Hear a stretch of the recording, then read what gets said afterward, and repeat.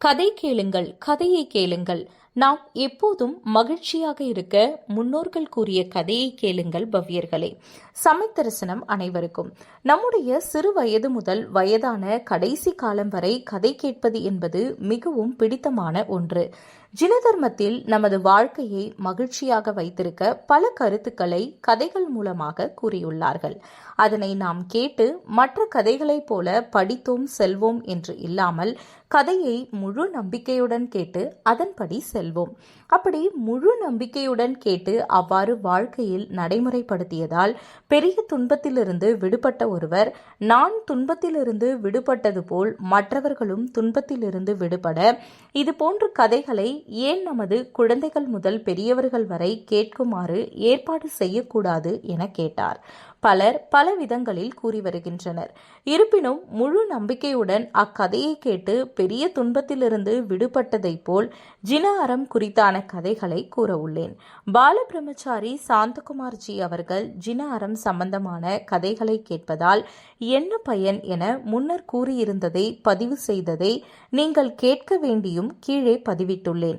இக்கதைகள் நமது வாழ்வில் பல இடங்களில் உதவும் வகையில் இருக்கும். முக்கியமாக வயதானவர்களுக்கு தமது கடைசி காலத்தில் பெரும் உதவியாக இருக்கும்.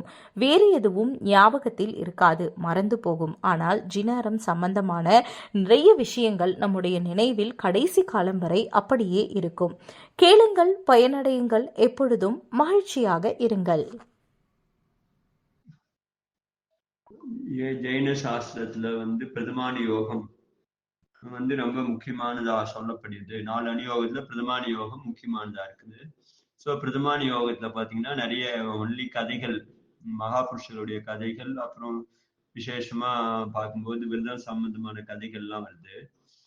இந்த கதைகள் மூலமா நம்மளுக்கு படிக்காதவங்க கூட, சாஸ்திரம் அவ்வளோவா ஞானம் இல்லாதவங்க கூட இந்த கதைகளை கேட்கும்போது அந்த தர்மத்தினுடைய ரகசியத்தை புரிஞ்சிக்க முடியும்.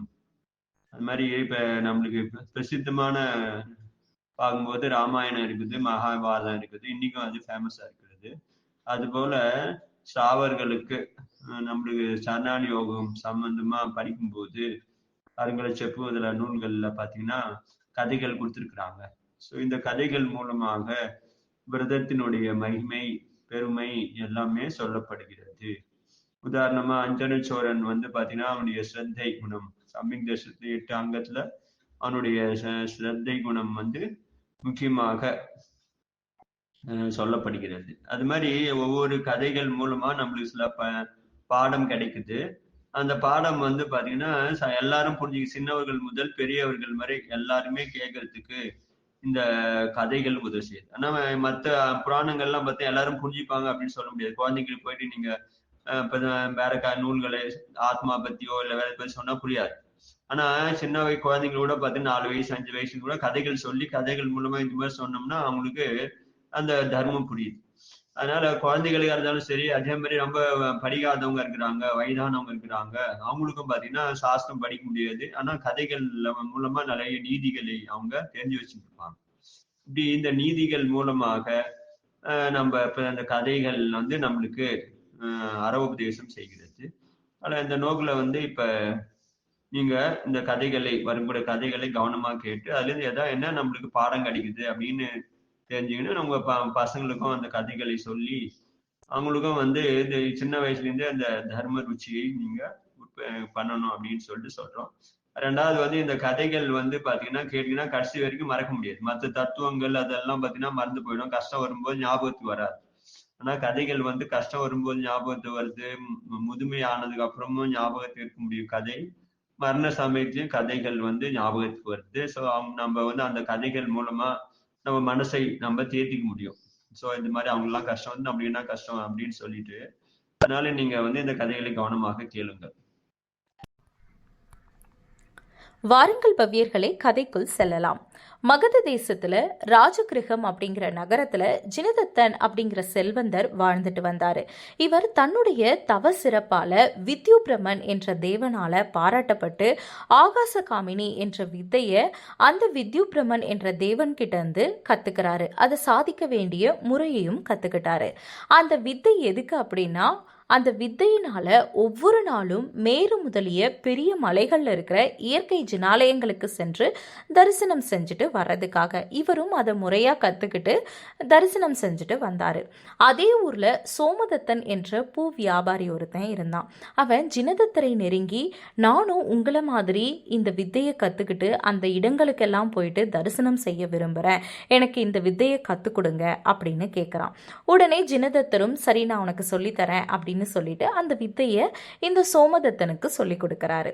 அந்த வித்தையை சாதிக்க நினைச்சு சோமதத்தனும் ஒரு தேய்பிறை சதுர்தசியில உபவாசம் இருந்து அன்றைக்கிரவு அந்த ஊர்ல இருக்கிற சுடுகாட்டுல பெரிய ஆலமரத்தோட கிழக்கு பக்க கிளையில 108 கால்களை உடைய ஒரு உரிய அமைச்சு அதற்கு கீழே தரையில பல கூரிய ஆயுதங்களை கூர்ப்பக்கம் மேல் நோக்கி நிற்கும்படி நட்டு வச்சு ஒவ்வொரு தடவையும் பஞ்சமந்திரம் சொல்லி இந்த 108 கால்களை ஒவ்வொரு காலா அறுக்க தொடங்குறான்.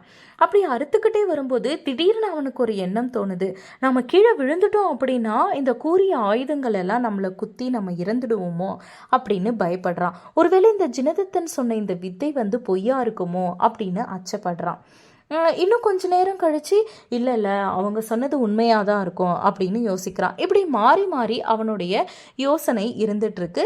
ஜினதத்தனோட வார்த்தையில் ஒரு நம்பகத்தன்மை இல்லாமல் இவன் இருக்கிறான்.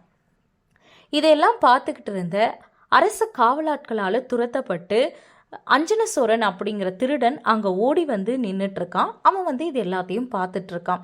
அவன் இவன்கிட்ட கேட்குறான். யார்கிட்ட கேட்குறான்? சோமதத்தன் கிட்ட கேட்குறான், நீ என்ன பண்ணிட்டு இருக்க, இங்கே என்ன நடந்துட்டு இருக்க அப்படின்னு. உடனே சோமதத்தன் சொல்கிறான், இந்த மாதிரி இப்படி ஒரு வித்தை இருக்குது, இதை கற்றுக்கிட்டோம், இதை முறையாக செஞ்சு முடிச்சிட்டோம் அப்படின்னா நமக்கு ஆகாச காமினி தோன்றி நம்மளை மேருமலைக்கு கூட்டிகிட்டு போவாங்க அப்படின்னு சொல்கிறான். உடனே அந்த திருடன் என்ன பண்ணுறான்னா, சரி இந்த வித்தையை நான் ட்ரை பண்ணுறேன் அப்படின்னு சொல்லி அவன் மேலே ஏறி அந்த 108 கால்களை உடைய உரி இருக்கு பார்த்தீங்களா, ஒவ்வொரு காலா அறுத்துக்கிட்டே வரான். கடைசியா இருக்கிற அந்த ஒரு